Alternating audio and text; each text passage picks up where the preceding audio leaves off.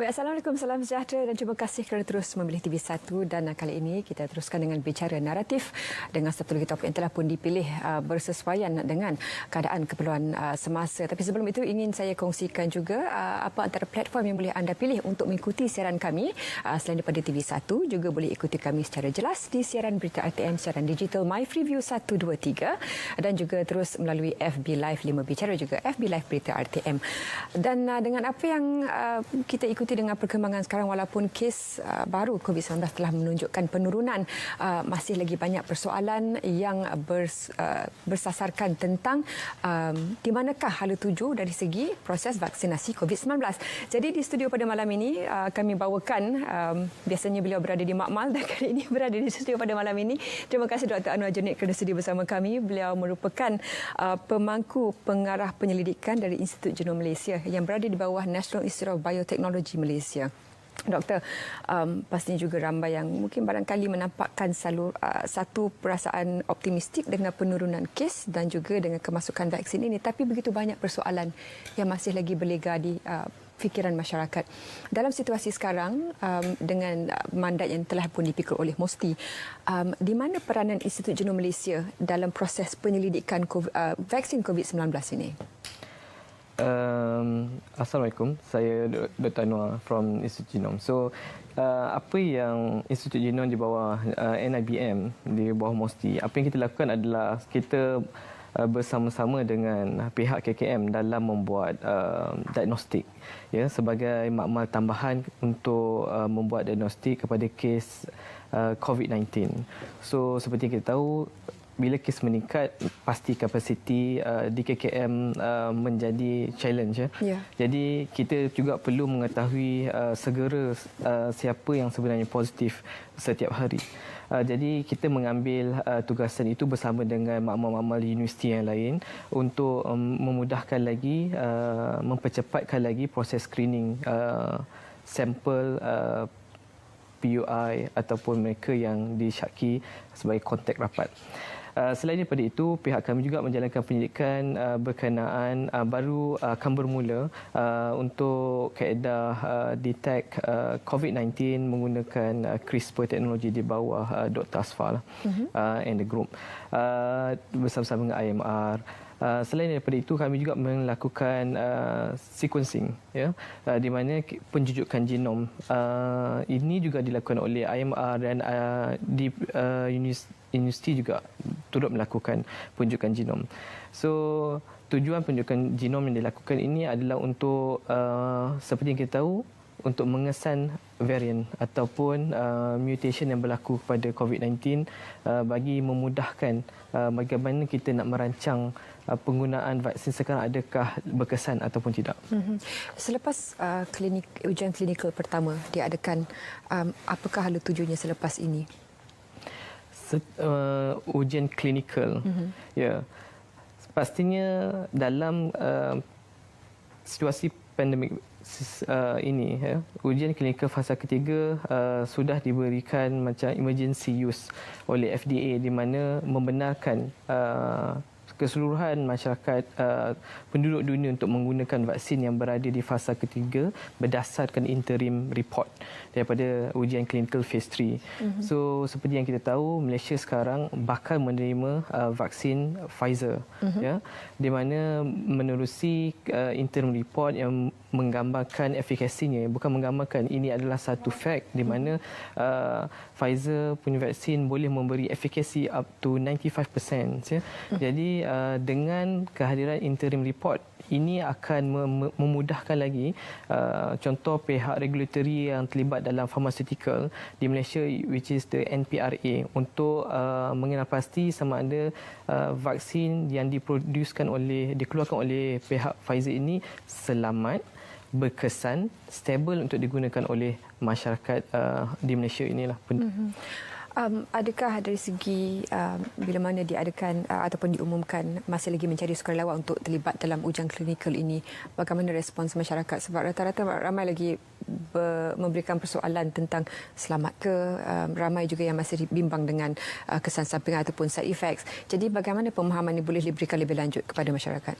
Saya rasa jikalau kita merisaukan kepada safety ya, sebenarnya sebelum ujian klinikal itu sampai kepada fasa ketiga, seperti mana yang sedang berlaku di Malaysia adalah antaranya ada yang tengah berlaku ujian klinikal fasa ketiga di Malaysia, di mana sebelum sampai fasa ketiga dia perlu melalui fasa pertama, which is ujian itu sudah tentunya melihat kepada safety vaksin itu sendiri sebelum dia boleh pergi ke fasa kedua yang melibatkan ratusan sukarelawan sampai ke 1000, which is jikalau sudah sampai ke tahap phase 3, kita sepatutnya sedia maklum bahawa vaksin itu selamat digunakan, tapi sejauh mana efikasi untuk menangani COVID-19 itu yang perlu dilihat sepanjang clinical trial phase 3 itu dilaksanakan. Walau bagaimanapun, ia tidaklah kita kata tiada asas bagaimana suatu vaksin itu boleh diguna pakai uji kajinya sehingga ke tahap phase 3 tadi. Sebab ia perlu menjalani ujian terlebih dahulu di dalam makmal, ya, iaitu sangat asas. Jikalau dalam makmal itu sendiri telah memberikan data yang menunjukkan ada potensi di mana vaksin itu boleh diguna pakai, dan seterusnya akan diguna pula ujian kepada preclinical, which is on animal, on animal study. So animal study pun menunjukkan juga positif, ya, ada menunjukkan terhasilnya antibody untuk digunakan sebagai immune system dalam diri ataupun kita kata the study animal tadi itu untuk melawan virus itu. Jadi berdasarkan data-data yang diperolehi daripada lab preclinical itu dah bawa sampai kepada phase 3 tadi. Jadi apa yang saya nak tahu adalah setiap step yang diambil itu merupakan tapisan-tapisan di mana kita boleh gunakan untuk mengelak sebarang berlakunya kemudaratan kepada kesihatan manusia lah. Which is sepatutnya bila sampai phase 3 tu kita merasa macam ya ini adalah kandidat yang almost kita kata dekat. Bercakap tentang kandidat ataupun calon ataupun ialah golongan yang melalui proses vaksinasi ini, negara-negara yang kita lihat sekarang mengambil pendekatan yang berbeza. Macam di Indonesia mengambil golongan lebih muda, di Norway mengambil yang lebih berusia, dan dia memberikan satu pandangan bila mana sekiranya lebih berisiko mereka lebih perlu divaksinasi, tapi berlaku juga kesan sampingan kepada mereka yang berusia ini, ditambah lagi dengan underlying condition ataupun keadaan kesihatan yang sedia ada. Ramai yang bertanyakan mengapa tidak diberikan kepada golongan muda dahulu untuk memberikan satu sistem imuniti yang lebih kuat. Saya rasa ini menjadi pendekatan yang baik juga kalau diberi kepada yang muda, seperti mana dilaksanakan di Indonesia. Tapi walau bagaimanapun, seperti yang kita sedia maklum, majoriti pergi kepada golongan tua yang berusia. Ini adalah kerana bila peringkat usia itu telah meningkat, semestinya dia akan mengalami komplikasi jangkitan yang lebih teruk berbanding dengan golongan muda. Jadi mengapa perlu kita memberikan mereka golongan tua ini berisiko untuk berhadapan dengan the real virus, ya. Jadi untuk mengelakkan daripada mereka yang berusia ini berhadapan dengan the real virus yang berkemungkinan akan memberi komplikasi kepada mereka, jadi lebih baik kita memberi dia vaksin, which is vaksin adalah mimic to the real virus, which is akan stimulate the immune system. Ya, bila dia stimulate immune system, reaksinya sama seperti mana virus yang sebenar masuk ke dalam badan. Cuma dia bukanlah virus yang hidup yang boleh propagate, ia akan become worse, yang saya kata tadi lah, memberikan komplikasi lebih teruk. Jadi ini adalah pendekatan yang saya rasa lebih selamat, kerana siapa yang mahu hilang orang tersayang, ya, pada usia yang lebih tua itu semestinya banyak ibu bapa, ya, mana kita rasa itu seharusnya kita utamakan compare dengan golongan muda yang majoritinya adalah yang sihat dan tidak mengalami sakit-sakit kronik. Dan setakat ini, bagaimana mungkin terlalu abang untuk dikongsikan dari segi penemuan ataupun pemerhatian terhadap mereka yang mengalami, telah pun divaksinasi dan kesan sampingan yang diambil. Ada juga pendapat mengatakan sekiranya selepas mengambil vaksinasi tersebut, mungkin dosis pertama, ada kesan sampingan seperti sakit kepala dan demam dan sebagainya, menunjukkan sekiranya kita melalui simptom itu, maknanya imun sistem itu masih lagi berfungsi dengan baik. Pandangan doktor bagaimana? Menurut laporan yang disediakan oleh Pfizer itu sendiri, dan beberapa juga portal media ada juga membincangkan pasal kesan sampingan. So side effect itu benarlah dia merupakan kita kata hasil tindak balas imun, tetapi ia bukanlah satu kemestian untuk mendapat kesan sampingan, kerana ada individu juga yang tidak akan memperolehi side effect tadi yang kesan sampingan, di mana tetap menghasilkan juga antibody atau imun yang diperlukan oleh badan untuk melawan sakit which is sekarang ni adalah virus COVID-19 itu sendirilah. Dan ramai yang juga bertanyakan sekarang dengan suasana dalam situasi yang tidak konvensional sekarang ini, semuanya dalam keadaan terdesak dan perlukan masa yang cepat. Sesuatu yang dibangunkan dengan tempoh yang singkat, boleh dikatakan singkat dalam setahun kita melalui situasi pandemik ini. Mereka ingin tahu dari segi jaminan keselamatan, barangkali perlu sentiasa diberikan, tapi fakta itu bagaimana untuk diberikan kepada masyarakat? Maksudnya sekarang kenapa singkat kita dapat vaksin? Kalau saya boleh katakan, analoginya agak mudah seperti pembikinan filem sekarang compare dengan pembikinan zaman dahulu. Semestinya memberikan gambaran yang berbeza. Orang boleh buat lakonan dengan sekejap dan boleh produce filem. Tapi sekarang filem tak banyak yang bagus, doktor. Let's go back to the script dan juga macam mana director. Okay. Tapi apa yang saya katakan, dengan kemajuan teknologi, ia membantu science and development tu bergerak dengan lebih pantas. Contoh orang merisaukan adalah bagaimana vaksin Pfizer ini sangat cepat diproduce. Seperti yang kita sedia maklum, Pfizer menggunakan mRNA. Dia boleh synthesize kod genetik itu dengan sangat cepat.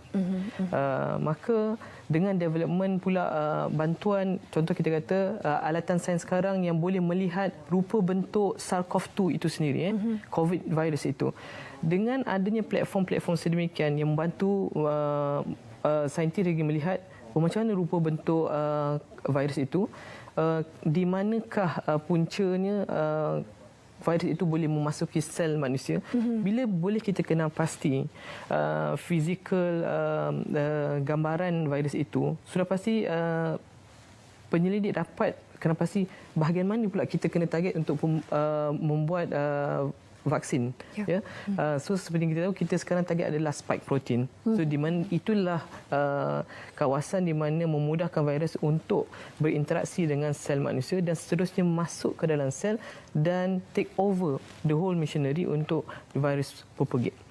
Jadi dengan that kind of technology semestinya telah mempercepatkan lagi discovery.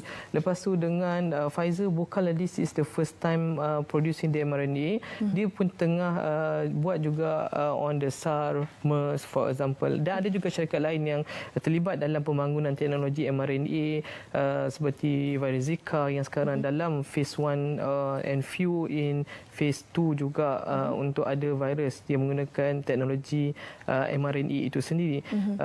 Cuma itu yang saya kata, bila orang semua dah bersedia dan tengah dalam kajian, maksudnya kita cukup expert yang memiliki kita kata expertise untuk design all the platform yang diperlukan dalam pembikinan vaksin COVID itu sendiri. Jadi semua platform yang ada, terkini, yang advance, inilah punca kenapa kita boleh mendapatkan vaksin dengan sekejap, tanpa kita perlu sacrifice nyawa yang lebih. Lebih tentang reka bentuk ataupun pembangunan vaksin COVID-19 ini bersama kami selepas ini. Kami juga alu-alukan soal anda melalui laman platform Facebook kami untuk kita kongsikan bersama tetamu, dan terus menuntut kami selepas ini. Jangan ke mana-mana dalam Bicara Naratif.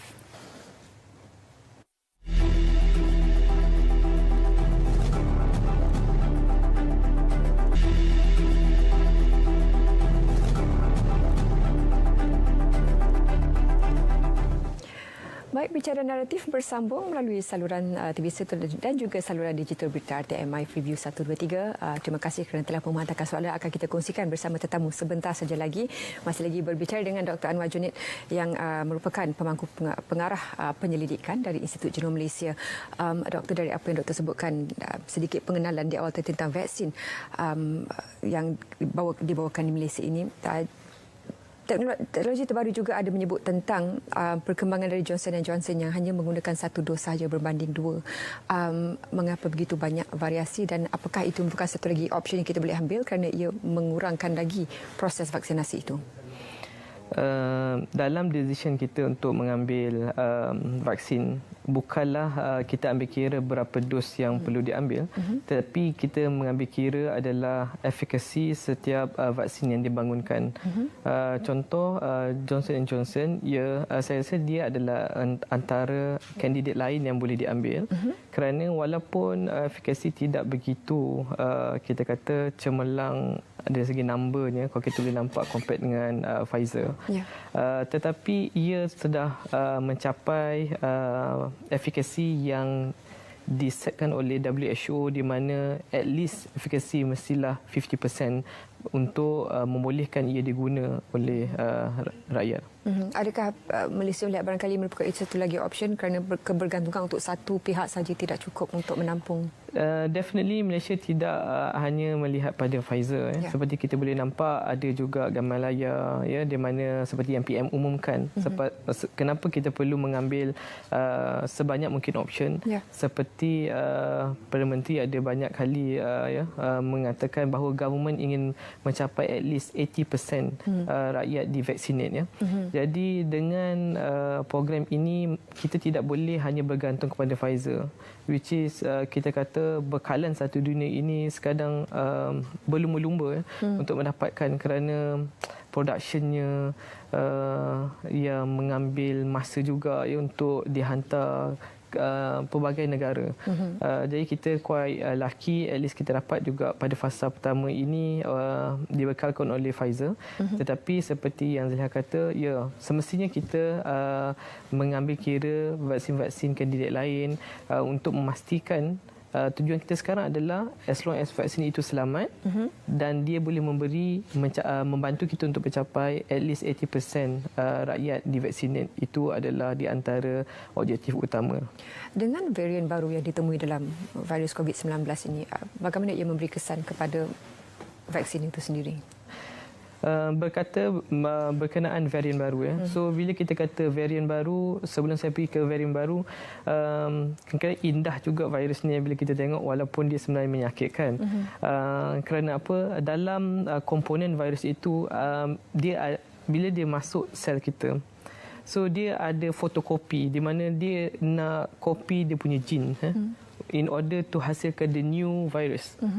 Jadi fotokopi mesin dia ni, untuk copy the gene tu, dia akan ada always create mutation, tapi tak sebanyak compare dengan virus yang lain. Sebab itu akan wujud juga varian. Cuma yang kita takut adalah kewujudan varian-varian yang akan menjadi challenge kepada vaksin yang sekarang tengah di-develop. Untuk menjawab soalan new variant tadi, adakah dia memberi impact kepada vaksin sekarang? Jadi apa yang perlu kita lihat adalah di manakah mutasi itu berlaku. Sebab kebanyakan vaksin adalah tertumpu kepada spike protein tadi. Bila kita dah tahu target protein di mana most of the vaccine developer buat, which is the spike protein, jadi sangatlah penting untuk kita melihat sendiri adakah varian-varian yang terhasil ini mempunyai mutasi pada bahagian kod genetik yang menghasilkan spike protein tadi. Jadi dengan kebolehan teknologi kita buat genome sequencing, which is kita boleh melihat semua kod genetik, jadi kita boleh nampak varian-varian itu di mana mutasinya.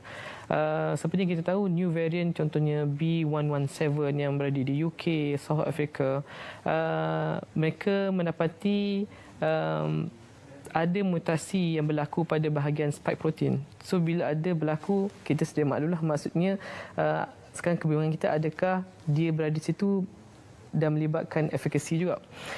So bila dilihat dalam kajian, unfortunately yang mutation itu berada di receptor binding protein, di mana di kawasan di mana reseptor sel kita untuk interaksi dengan spike protein itu terdapat mutasi.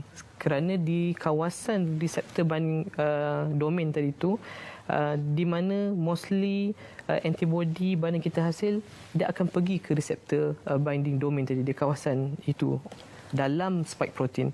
Okey, dalam spike protein ada kawasan kita panggil reseptor binding protein.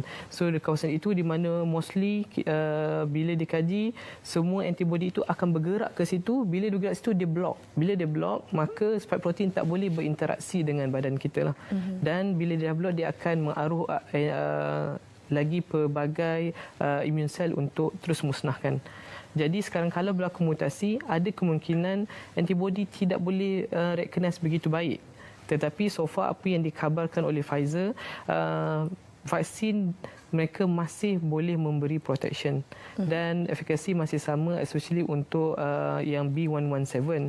Cuma South Africa mungkin ada kekurangan tetapi masih memberikan protection. B117 itu yang ditemui di UK. Tapi bagaimana pula dengan varian yang ditemui di South Africa, Afrika Selatan dan juga Brazil yang dikatakan memberi masalah dengan AstraZeneca? Ya, seperti yang saya kata, sekarang Pfizer maklum bahawa ada mutation baru dan dia kata masih boleh memberikan protection. Walau bagaimanapun di pihak Pfizer ada mengatakan dia bersedia untuk melakukan sebarang perubahan jika berlaku mutasi yang lebih teruk, di mana kemungkinan akan berlakunya vaksin itu tidak boleh menghasilkan antibody yang boleh bertindak ke atas varian yang baru. Tapi seperti yang saya maklumkan tadi, teknologi mRNA sangat cepat sehingga Pfizer boleh menjanjikan boleh melakukan perubahan dalam masa 6 minggu. Katakanlah the new variant itu didapati langsung tidak boleh tidak boleh immune system sekarang tidak boleh memberi perlindungan kepada new variant, maka Pfizer bersedia untuk melakukan sebarang perubahan kepada the mRNA vaksin itu dan hanya mengambil masa 6 minggu. Bila doktor sebut tentang kependekan ataupun singkatnya masa yang diambil untuk memberikan pengubahsuaian, ada juga yang bertanyakan biasanya untuk mendapatkan satu vaksin itu mengambil masa dalam 5 tahun untuk funding, approval, mencari dana, kelulusan dan sebagainya. Doktor telah sebutkan tadi, tapi COVID-19 mengelak semua proses itu. Bagaimana ini berbeza daripada situasi pandemik sebelum ini? Apa yang dimaksudkan? Maksudnya dana? Ya, dari segi biasanya ia melalui proses yang lebih panjang untuk mendapat untuk mencapai ke arah ini. Ya. Dan macam saya kata, pandemik ini melibatkan semua negara. Ia merupakan masalah dunia. Jadi apa yang dibuat adalah keseluruhan penyelidik kita kata bersatu, kongsi data, berkongsi data.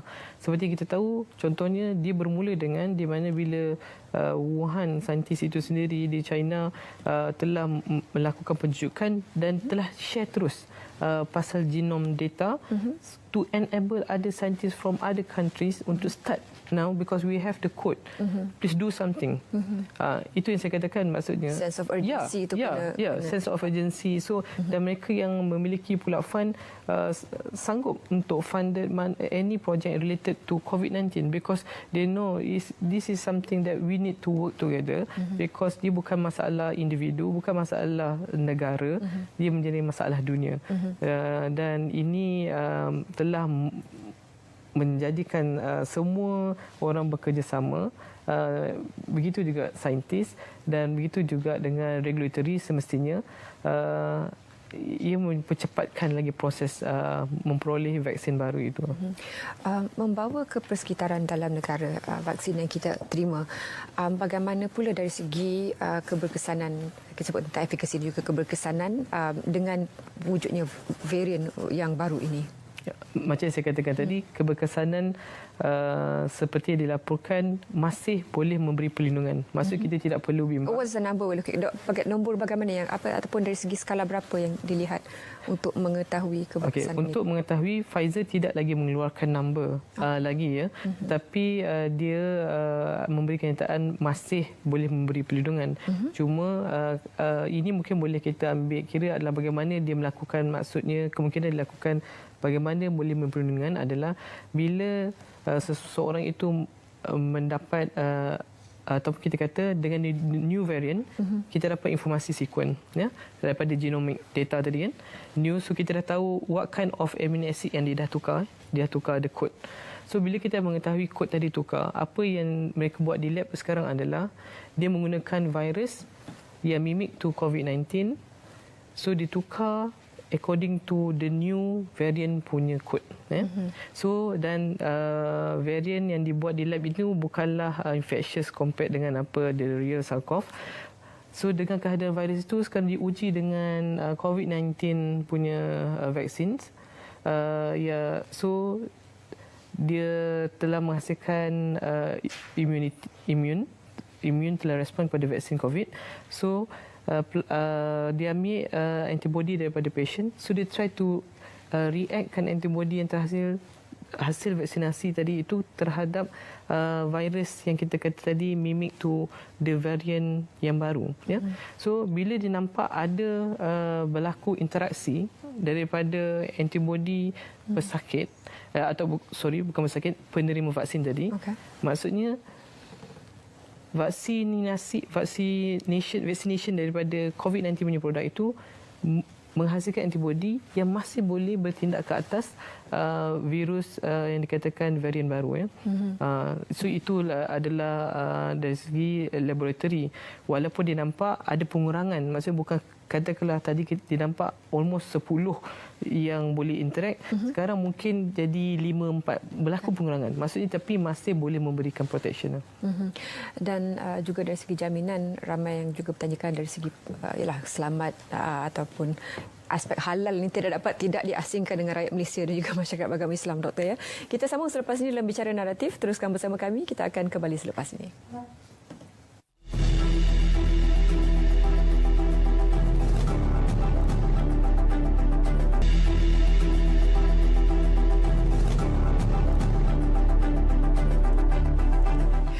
Baik, terima kasih kerana terus bersama kami dalam Bicara Naratif dan segala aspek berkaitan dengan pembangunan vaksin COVID-19 telah kami bicarakan dan kita akan sambung lagi selepas untuk segmen ini bersama Dr. Anwar Junid yang merupakan pemangku pengarah penyelidikan dari Institut Genom Malaysia. Doktor, kalau di awal tadi sebelum kita berehat seketika kita bagikan sedikit aspek halal ini merupakan satu isu yang penting terutamanya bagi mereka yang beragama Islam. Bagaimana kerisauan ini dapat diperjelaskan dan apakah option ataupun pilihan yang kita ada untuk memberikan lebih jaminan kepada masyarakat yang barangkali melibatkan hubungan dengan negara luar juga? Ya, saya rasa dari segi aspek halal seperti saya pernah melihat proses ini juga ada mention dan ini adalah fact juga di mana vaksin mRNA ini adalah vaksin yang paling simple dibangunkan Jadi komposisi dalam vaksin itu sendiri sangatlah kurang compare dengan kalau kita nak ambil platform-platform yang lain. Sebab ini hanya memerlukan the mRNA. Jadi the dominant komponen dalam vaksin mRNA ini sebenarnya adalah water. Lepas tu mRNA itu sendiri dan buffer dan lipid di mana berdasarkan komponen yang saya cakap tadi kita melihat betapa sucilah vaksin ni. Tapi jikalau kita mahu memastikan terperinci dengan betul, it's about time untuk mungkin kerjasama bersama negara-negara Islam perlu dilaksanakan bagi melihat aspek halal yang from the beginning, what kind of material source yang dia akan gunakan, every single thing. Because seperti kita tahu, untuk penggunaan vaksin sampai ke ujian klinikal itu memerlukan kos yang besar. Ya. Jadi kalau nak kata kita sahaja tertumpu kepada pembuatan vaksin itu, saya lebih melihat di mana keperluan kita sekarang. Ya. Malaysia adakah nak tumpu terus kepada penyelidikan yang terlalu, ataupun kita melihat dari segi semua sektor, seperti semalam kita tengok berita pun peningkatan pengangguran berlaku. So ya, itu adalah challenge kita dalam nak mengambil where should we focus now. Jadi saya nak kata teknologi mRNA ini sebenarnya option yang telah disediakan untuk memberi tahu bahawa kurang ataupun kita berkata suci lah, seperti Prof. Zali always mention, macam because it's just water, the main ingredient is the water, the rest, the active ingredient is the mRNA. So dia kandungan hanya air dan lain mRNA dan adalah buffer untuk memastikan mRNA itu sentiasa berada dalam keadaan yang perlu dia ada untuk memberi stability kepada mRNA bila di travel before kita introduce dalam badan manusia. Macam di Oxford ya, doktor mereka telah ada institut tersebut. Jadi kalau ada masalah dana ke masalah dari segi birokrasi untuk mendapat kelulusan dan sebagainya. Tapi infrastruktur itu mereka telah ada. Macam di India pun memang telah ada. Bagaimana untuk kita, di mana Malaysia untuk mendapatkan infrastruktur seperti itu supaya barangkali kebergantungan itu dapat dikurangkan ataupun dihabiskan sama sekali? Ya. Saya rasa pada tahap ini apa yang saya boleh katakan, contoh di Kementerian Sains dan Teknologi, kita sekarang tengah buat kajian mengenai Malaysia vaksin roadmap. Di kajian itu akan kita teliti dengan lebih terperinci dalam setiap checkpoint the chain vaksin production dari itu, from labnya, preclinicalnya, clinicalnya, sampailah kepada industri untuk produce the vaccines. Kita nak mengenal pasti di mana setiap checkpoint dalam chain tadi itu ada kekurangan yang perlu ditokok tambah, ataupun kajian ini mungkin menghasilkan satu informasi yang Malaysia tak sesuai untuk get involved dalam pembikinan vaksin di seluruh checkpoint. Mungkin ada certain checkpoint kita boleh involve, tapi tidak boleh sampai akhir itu disebabkan mungkin kos yang terlalu tinggi ataupun dengan populasi kita ni cukup ke kita invest dengan wang sebegitu banyak. Jadi itu perlu diambil kira lah. Itu sedang dilakukan oleh MOSTI dalam, dia akan mengeluarkan reportnya lah dalam masa second tahun inilah. Kita akan dapat mengetahui pastilah apa kekurangan dan bagaimana way forward, macam yang kelihatannya yang Malaysia boleh buat untuk mendapatkan vaksin yang dibuat sendiri from beginning. Dan untuk keperluan sekarang barangkali packaging lebih. Ya, itu ada langkah proses packaging. Package. Seperti yang dilakukan oleh Pharma Niaga yang diumumkan sendiri oleh KKM, ada inisiatif yang di mana kita akan buat pembotolan oleh syarikat Pharma Niaga Life Science. So fill and finish, di mana itu merupakan satu langkah setapak juga ke hadapan, sebab dia memerlukan fasiliti yang kita kata level untuk pembotolan vaksin manusia, di mana kat Malaysia ni belum ada, which is Pharma Niaga Life Science sekarang telah buat investment dan melakukan pembotolan di Malaysia, dan if I'm not mistaken akan membuat pembekalan vaksin around April if I'm not mistaken. Satu soalan dari FB yang kalau boleh kita kongsikan dengan doktor, dari saudara Muhammad Rafai. Ini soalannya agak panjang sikit. Dalam ayat biasa yang boleh difahami oleh masyarakat, apakah kita perlu risau atau tidak perlu risau dengan keberkesanan vaksinasi, kerana ia pasti akan ada penyelesaian selepas seorang divaksinkan kelak. Maksudnya apa jadi varian sekalipun, sekiranya seorang itu telah mendapat vaksinasi, ia tidak memberi kesan apa-apa kepada keberkesanan ataupun efikasi vaccination tersebut. Apa yang saya boleh kata, berdasarkan report yang dikeluarkan oleh KKM mengenai 2 varian dan dia telah di-isolate, maka menunjukkan kita keseluruhan data genom pula kita menampakkan kita tidaklah mempunyai varian yang dikatakan mengganas. Jadi it's about time, because we don't have that kind of variant. So now we should start our vaccination program, because bila kita sudah mencapai herd immunity ataupun immunity kelompok tadi, semestinya virus telah terputus ya. Maka bila sudah terputus jangkitan virus tidak boleh propagate ya. Dan dia tidak boleh evolve. So maksudnya kita stop. Maksud tiada lagi sakit COVID-19 sepatutnya. Bila semua komuniti telah mencapai kita kata tadi herd immunity lah. Sebab kita boleh tahu virus perlukan host. Maksudnya kalau manusia semua telah divaksinasi dan dia pun tidak boleh lagi infect other people, maka mana mungkin dia boleh evolve menjadi virus yang lebih mengganas ya. Sebab dia dah terstop, dia tidak boleh lagi menjangkiti. Itu yang kita kata always sanitize, sebab kita nak putuskan rantaian. Sebab virus dia perlu memasuki host untuk dia propagate. Kalau dia duduk atas meja ni, katakanlah dia satu unit virus, maka dia akan always maintain as satu unit.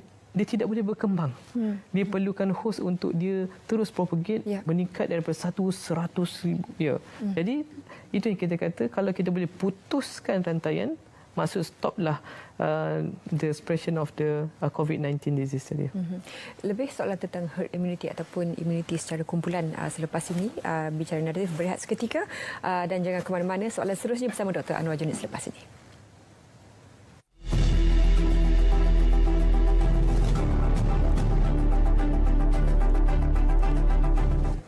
Baik, kita bawakan lagi perbincangan bicara naratif bersama Dr. Anwar Johnit dan teruskan menghantar lagi soalan anda kepada kami. Segala aspek berbincang tentang pembangunan vaksin COVID-19. Doktor, ada juga yang bertanyakan dengan siapa yang layak untuk mendapat vaksinasi ini. Sekiranya 70% populasi ini perlu divaksinasi, tetapi tidak termasuk kanak-kanak, ibu hamil, mereka yang ada sakit kronik, kanser, HIV. Adakah ini menjadi satu persoalan dari segi strength of numbers ataupun kekuatan dari segi nombor itu? Seperti yang kita sedia maklum ya, kita target adalah 80% Malaysian will be vaccinated. So ini bermakna akan ada golongan yang tidak divaksinkan, which is ini bukan bermaksud kita tidak memberi kerana kita tidak mampu, tapi ia lebih kepada memang golongan ini kita nampak berisiko jika kita beri ya. Dan setiap vaksin yang kita nak beri adalah berdasarkan clinical phase 3 study tadilah, which is kalau Pfizer ini tidak melibatkan mereka yang masih mengandung, yang menyusu, kanak-kanak below 16 ya. Itu tidak termasuk dalam kajian, maka kita tidak boleh simply mengguna pakai ini vaksin yang tidak ada lagi butiran kajian yang mengatakan ia memberi efikasi terhadap golongan-golongan berikut. Walau bagaimanapun, kita berdasarkan 80% tadi, itulah tujuan kenapa kita kena dapat 80%. Dengan wujudnya 80%, mereka-mereka ini akan melindungi mereka-mereka yang tidak divaksin. Ya, sebab mereka ini akan menjadi, kita kata macam askar yang akan menjadi kita kata benteng kepada mereka-mereka yang fragile di tengah-tengah tadi tu. Jadi saya sangat menyeru semua rakyat Malaysia yang kita kata layak menerima vaksin untuk membuat pendaftaran sebaik sahaja bila KKM mengumumkan, JKJAV mengumumkan bahawa boleh buat pendaftaran menerusi MySejahtera, maka lakukan. Kerana kita perlukan the 80% Malaysian to be vaccinated untuk melindungi mereka-mereka yang fragile yang tidak boleh kita vaccinate. Itu pentingnya sekarang ni tanggungjawab bersama untuk melindungi semua orang, bukan kepada individu, tetapi macam tadi yang saya katakan, mereka yang pregnant tidak boleh, mereka menyusu tidak boleh, mereka yang bawah 16 tahun tidak boleh. Kita hanya membenarkan 18 tahun ke atas ya. Dan mungkin akan ada warga-warga emas yang kronik juga tidak akan boleh. Jadi dekat situ yang kita mohon mereka yang layak daftar diri, mengikuti program vaccination untuk reducekan jangkitan COVID-19 itu terhadap mereka yang kita kata fragile tadilah, yang boleh mengalami komplikasi seandainya mendapat jangkitan. Statistik doktor bagi merupakan untuk warga Malaysia, tapi di negara kita juga ada jutaan dari segi yang documented, yang ada dokumen dan tidak ada dokumen, pekerja asing. Bagaimana ini memberi impak kepada proses vaksinasi ini? Ya. kalau kita melihat dalam ruang media ada diperbincangkan, jadi mungkin documented, undocumented. So kita akan minta antara isu yang saya lihat adalah mereka akan meminta syarikat-syarikat yang membawa pekerja-pekerja ini untuk bertanggungjawab untuk memastikan golongan-golongan ini juga terlibat. Kerana kita tidak boleh mengabaikan golongan ini sebab dia berada di Malaysia. Maka bila dia berada di Malaysia, dia adalah population yang mungkin akan menjadi pembawa kemudian hari. Jadi kita perlu memastikan bahawa perlindungan itu menyeluruh. Dia tidak boleh targeted. Ya. Maka untuk memastikan stop jangkitan, maka kita kena pastikan semua yang berada pada sesuatu kawasan itu mendapat perlindungan yang penuh.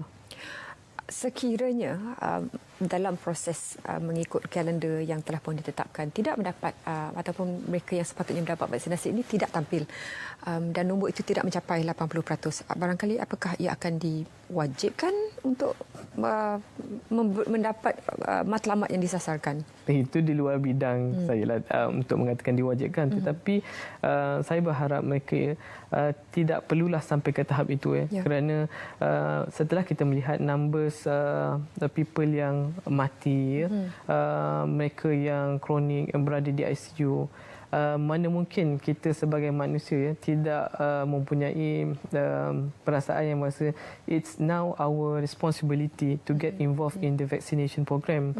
Sebab saya merasakan it's unfair. Kita merasakan saya masih muda, saya punya immune system yang strong enough untuk melawan, why should I take vaccine?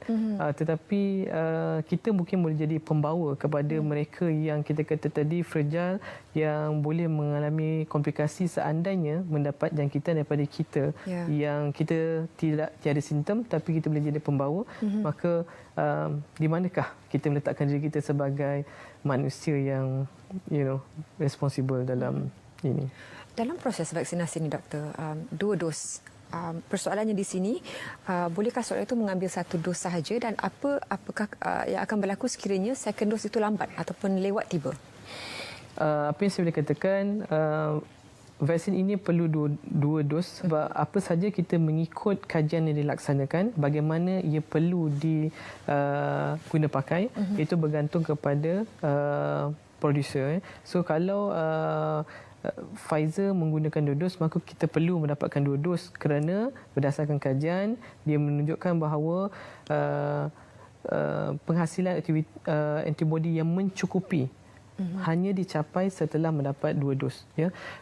Jikalau kita kata nak ambil 1 dos sahaja, walau bagaimanapun ada dekat sini ditetapkan oleh KKM juga, seandainya ada adverse effect daripada first dose, kemungkinan juga mereka ini tidak akan dapat second dose. Ya. Sebab ini adalah antara langkah keselamatan. Jadi what happens then? Apa jadi selepas itu? Kalau pertama kali dos dan mendapat kesan negatif, apakah prosedurnya selepas itu? Dari tahap kesihatan, saya rasa itu perlu merujuk kepada pegawai kesihatan. Ya. So kita mungkin akan dilihat bagaimana how adverse. Tapi so far tiada lagi kes yang tidak boleh mendapat second dose. Ya. Okay. So maksudnya cuma kita takut sebab kita tak tahu tahap kesihatan semua. Mungkin ada yang mengalami alergik yang teruk. Ya. Ini adalah mereka-mereka yang sepatutnya tidak layak menerima. So seandainya lah ada yang terlepas, ini kemungkinan boleh berlaku, maka terpaksa di-stopkan. Jadi kat situ adalah risk assessment, adakah kita perlu meneruskan semata-mata untuk mencapaikan imunisasi yang tinggi tadi, ataupun ini adalah matters of dia punya health condition kan. Jadi itu yang saya kata, ini akan menjadi pertimbangan di pihak KKM sendiri bagaimana nak melaksanakan itu. Untuk proses pertama, dos pertama telah mendapat vaksinasi, side effect-nya masihlah dapat dilihat tapi dijangka. Tapi bagaimana pula sekiranya seorang itu mendapat side effect ataupun kesan sampingan yang negatif selepas dos kedua? Apa pula langkahnya selepas itu? Seperti yang kita sudah maklum jadi kalau ada apa sahaja kejadian selepas divaksinasi, semua kejadian yang berlaku perlu direport kepada NPRA. Okey. Ataupun mana-mana regulatory yang terlibat dalam pharmaceutical. Jadi kenapa perlu direkodkan? Sebab kita tak nak berlakunya kes-kes seperti inilah. So far berdasarkan report itulah kita nampak perkembangan dia sangat bagus ya. Sebab kita mendapati cukup maklumat kesihatan yang dibekalkan untuk mengelakkan sebarang kita kata side effect yang kita kata severe tadi. So far memang semuanya hanya mild. Jadi tidak ada yang perlu dirisaukan sebab ini berdasarkan ujian klinikal phase 3 internal report mereka dan menunjukkan ia selamat, side effect hanya mild dan hanya sementara, maka datang sebab ini option kita untuk memiliki Pfizer mRNA yang telah government invest ini, maka ini satu peluang di mana ada negara yang masih tidak lagi mendapat kota vaksin. Jadi merupakan kebimbangan untuk mereka. Jadi kita yang dapat maka rebut peluang ini untuk segera berdaftar, sebaik saja dibuka sesi pendaftaran itu. Sejak kita melalui situasi pandemik ini, sebelum ada vaksin, ramai yang bertanyakan bila nak ada vaksin, bila vaksin dah ada, ramai pula yang ragu-ragu untuk mengambilnya. Tapi dari segi pendidikan, doktor, apa lagi yang boleh dilakukan untuk setiap ahli warga masyarakat itu tahu apa yang mereka lakukan dalam setiap proses dan tidak disalah maklumkan dengan apa yang disebarkan di virtual environment. Antara yang kita boleh lakukan adalah tanggungjawab bersama untuk melihat sendiri ke portal-portal rasmi kerajaan telah tetapkan, contoh JKJAV, KKM, di mana sentiap MOSTI ada mengeluarkan semua paparan-paparan mengenai vaksin, bagaimana vaksin itu bertindak dalam meningkatkan imunisasi seseorang, bagaimana tahap keselamatannya, kesuciannya, ada juga dibincangkan pasal halal, ada ustaz yang telah menerangkan secara terperinci bagaimana kita boleh menggunakan vaksin ini. Jadi semua itu berada di portal-portal rasmi kerajaan. Jadi sila lihat, jangan menggunakan media sosial yang kita tidak tahu asal usulnya. Maksudnya kita kena ceklah kat mana source data yang digunakan oleh itu untuk mengelak daripada kekeliruan ataupun maklumat palsu, sila rujuk terus kepada portal-portal rasmi kerajaan yang semua info itu telah diteliti dengan baik sebelum dirilis kepada rakyat. Satu lagi soalan terakhir, doktor. Ada yang juga bertanyakan apakah dengan melalui proses vaksinasi ini mereka boleh mengurangkan atau barangkali tidak perlu kuarantin langsung sekiranya cross border, merentas sempadan negara-negara bila sudah divaksinasi. Kita kena ingat seperti yang kita kata, benar bila kita sudah divaksinasi ia memberikan kita imunisasi terhadap satu penyakit. Walau bagaimanapun ia bukanlah merupakan lesen untuk kita melupakan SOP yang telah kerap kali DG duk ingatkan always follow the SOP. Kerana kita kena ingat, kita tak tahu lagi sebab ini adalah sakit baru, sejauh mana imunisasi itu bertahan juga merupakan kajian yang berterusan. Maka untuk sebagai langkah berhati-hati setelah divaksinasi, sila patuh SOP untuk mengekalkan tahap kesihatan rakyat Malaysia pastinya. Baik, terima kasih Dr. Anwar Junid kerana sudi bersama kami untuk siaran bicara naratif, dan terima kasih juga kepada anda yang telah mengikuti siaran kami sejak awal tadi, dan bagi pihak penerbit Nur Dalian Nasharuddin dan semua kru bicara naratif, terima kasih kerana mengikuti siaran kami dan teruskan menonton TV1 untuk lebih banyak program hebat selepas ini. Assalamualaikum dan jumpa lagi.